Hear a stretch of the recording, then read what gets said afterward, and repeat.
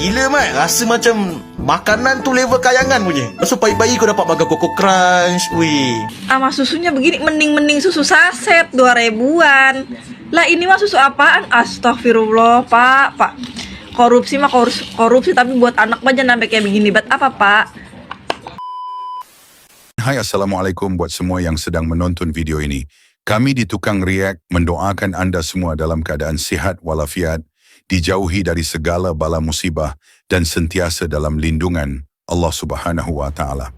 Rancangan Makanan Tambahan RMT telah diwujudkan pemerintah Malaysia pada tahun 1979 dalam memastikan pelajar yang ibu bapanya kurang berkemampuan layak mendapat RMT. Di Indonesia pula dikenali sebagai Makanan Bergizi Gratis (MBG) yang baru saja diwujudkan 2025 lepas dan sasarannya kepada pelajar dan kumpulan rentan yang lain. Baik, di video kali ini kita akan saksikan sedikit perbandingan RMT dan MBG, bermula cara ianya dikelola dan juga hasil makanan tersebut dari sudut pandang beberapa orang dan tidak mewakili warga Malaysia dan Indonesia secara keseluruhnya. Sebelum tu korang boleh support Tukang React dengan cara tekan butang subscribe, tekan loceng dan jangan lupa komen yang baik-baik. Tanpa buang masa, mari kita sama-sama saksikan. Let's go! MBG adalah program makan termahal di dunia. Makan bergizi gratis ini termahal nomor 1 kalau dihitung berdasarkan persentase terhadap GDP dan termahal nomor 2 berdasarkan nominal. Program ini memakan anggaran sekitar 1,5% dari GDP Indonesia.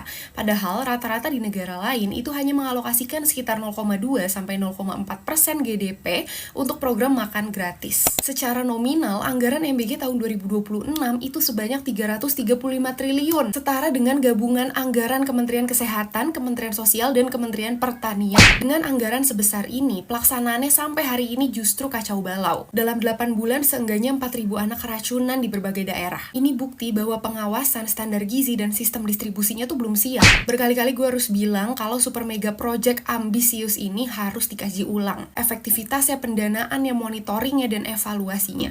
One thing you need to know bahwa kekacauan dan kemarahan masyarakat atas naiknya pajak di Indonesia akhir-akhir ini, itu salah satu akar permasalahannya adalah MBG. Kenapa? Karena MBG menyedot porsi anggaran APBN itu begitu besar, sehingga anggaran transfer ke daerah itu berkurang dan pemerintah daerah harus mencari cara untuk menutup defisit.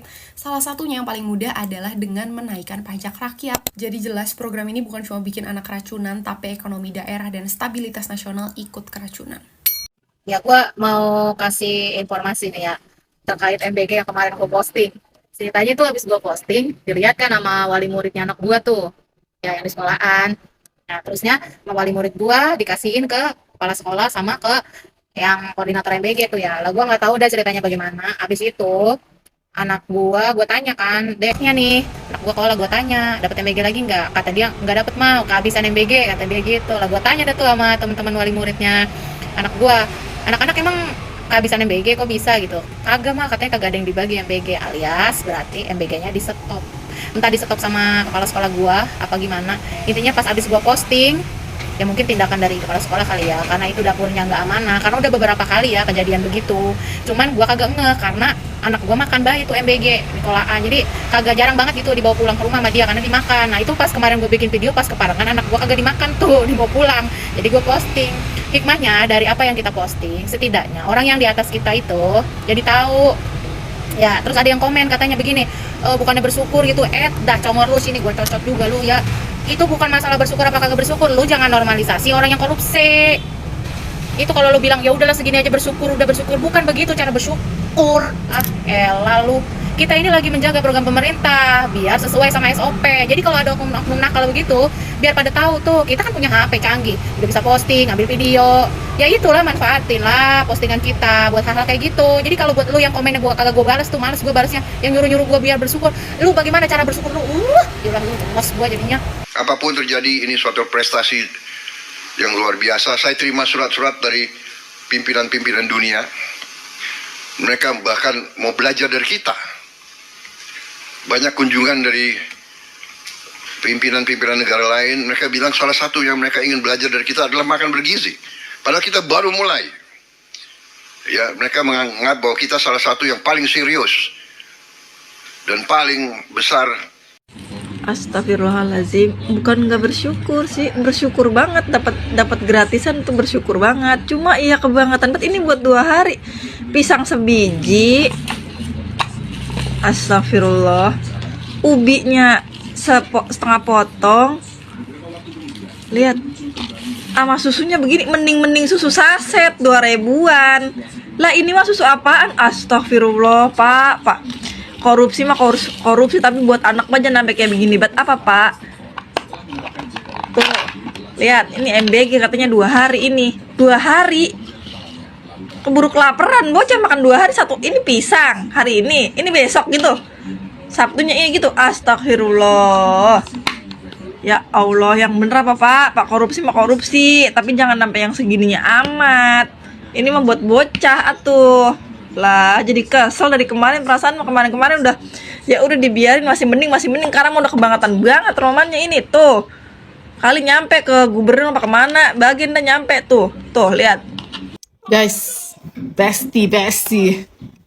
Guys, tuh kalau kamu yang udah tahu, di sekolah rendah ada golongan murid nih yang mendapat rancangan makanan tambahan yang kami panggil RMT. So murid yang layak tuh dapat RMT ini ialah murid yang berada di dalam lingkungan pendapatan yang ditetapkan lah. So arti kata lain, pendapatan yang rendah. So di dalam penggiliran selepas PKP ni yang sekarang ni lah buka sekolah ni kan, yang last time bukan sekarang.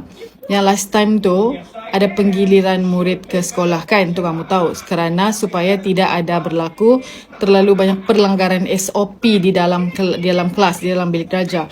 So murid-murid RMT ni yang mendapat RMT ni tidak digilirkan, mereka datang ke sekolah setiap hari. Kenapa? Ini adalah kerana untuk memberi peluang murid-murid ini mendapat makanan yang lengkap lah, makanan tambahan yang lengkap khasiatnya di sekolah kan. So in other way, bagus juga kerajaan punya inisiatif ni untuk membantu murid-murid ni dapat makanan. Ada murid-murid ni yang tidak ada makanan di rumah, kita tidak tahu benda tu happen. So dorang hanya dapat makan makanan yang sedap-sedap ni bila mereka ke sekolah. So that's why lah ada sekolah berasrama penuh yang budak-budak yang daripada pedalaman ni. Dorang sangat-sangat bersyukur bila dorang berada di asrama kerana dorang dapat makan 5-6 kali sehari. So untuk budak-budak, untuk murid-murid, untuk pelajar yang ada semangat mau belajar dan ada kapasiti ataupun ada bakat di dalam pelajaran, masuklah ke asrama penuh. Kalau kamu mau betul-betul mau belajar, di situ peluang lebih baik. Makanan kamu terjaga dan whatsoever.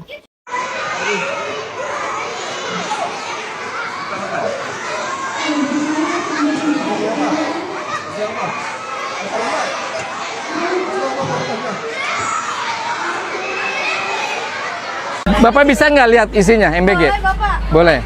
Ini MBG. Iya. Biasa datang jam berapa ini? Jam 9 udah datang, Pak. Nah, coba udah. Nah, kita sekarang di SMK 1. Saya pengen lihat nih MBG hari ini hari apa? Selasa ya? Menunya apa nih? Hah? Wih, tuh.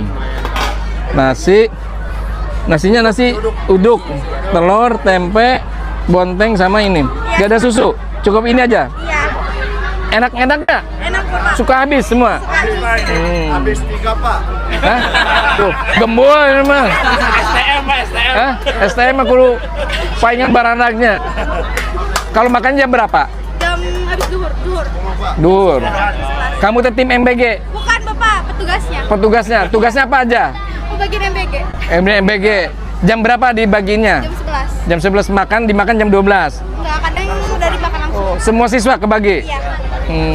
Enak nggak? Enak. Ada yang kebuang? Enggak. Ada ini, Pak. Ada saya. Kalau lebihan ada saya, Pak. Jadi kalau kelebihan ada tim penyapu. Gak ada keluhan ya? Ya. Oke. Titip ya. Kalau ada keluhan, kalau misalnya berbau gitu, tugasnya mungkin saja itu untuk nyeleksi ya? Jangan ya. Kamu ngurus MBG harusnya gemuk, kok kurus. Bapak mau foto dulu boleh? Ayo, sok. Ini apa tadi?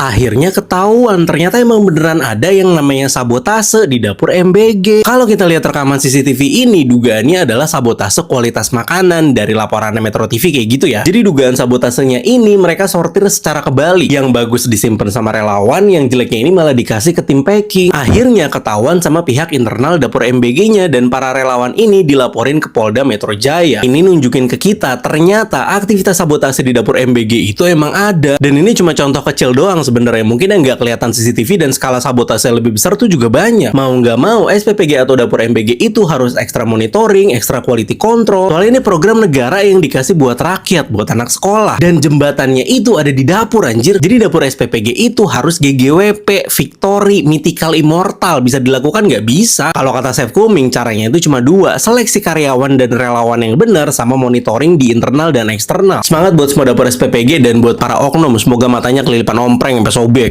Benda yang aku rindu masa zaman sekolah dulu, RMT. Ataupun nama panjang dia, Rancangan Makanan Tambahan. Biar aku cerita. Macam mana kau boleh dapat rancangan makanan tambahan ni? Kalau ibu bapa korang pendapatan bawah 1,500, engkau akan automatik masuk dalam senarai orang yang akan dapat RMT. Tapi benda yang paling nostalgia di bahasa RMT ni, air kau tak susu dia, Mat. Itu kau sanggup kalau ada lebih-lebih tu kan. Ataupun kau tanya kawan kau, kau nak susu tu. Tak nak lah, kau ambil. Itu benda yang paling happy tu kau. Sebab apa? Kau balik rumah, kau boleh bagi family kau rasa susu tu. Tapi aku punya level, aku sanggup bangun pagi semata-mata breakfast je, Mat. Sarapan pagi dia apa. Kau pernah tengok orang pagi-pagi makan spaghetti goreng tak? Tak pernah kan? Ini, gila, Mat. Rasa macam makanan tu level kayangan punya. So pagi-pagi kau dapat makan Coco Crunch. Apa lagi? Macam-macam lah. Roti bakar. Rindu. Rindu. Tapi kita patut berterima kasih kepada kerajaan Malaysia kerana mewujudkan sistem rancangan makanan tambahan ni. Dan Alhamdulillah. Tengok Amir ni, kuat, utuh, boleh buat video untuk korang, mengimbau balik kenangan zaman-zaman sekolah dulu. Cik, nak nangis Makanan ni sedap. Lauk ayam gulai. Dan ada tembikar timun. Ada ya kalau ke Malaysia. Nah, ini lebih dulu dan bahkan lebih lama. Kenapa saya bilang lebih lama?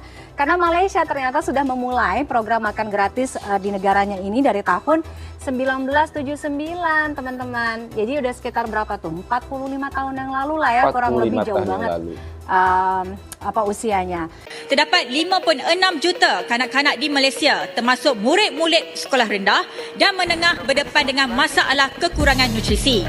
Oleh itu, kita perlu memperluaskan program pemakanan sihat melalui RMT kepada lebih ramai lagi pelajar-pelajar. Anak-anak yang susah mendapat pelajaran demi masa depan lebih baik diberikan keutamaan. 870 juta ringgit rancangan makanan tambahan untuk membekal makanan berkhasiat kepada 870,000 murid.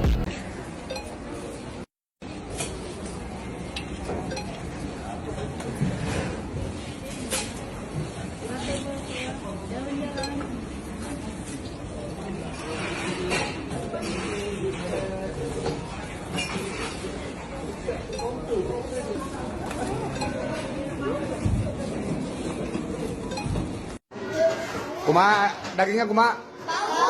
Bau. Kalau bau jangan dimakan.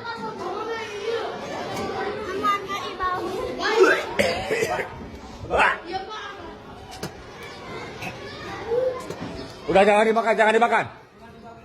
Jangan dimakan, jangan dimakan. Jangan dimakan. Ini MBG, ini dagingnya bau sekali.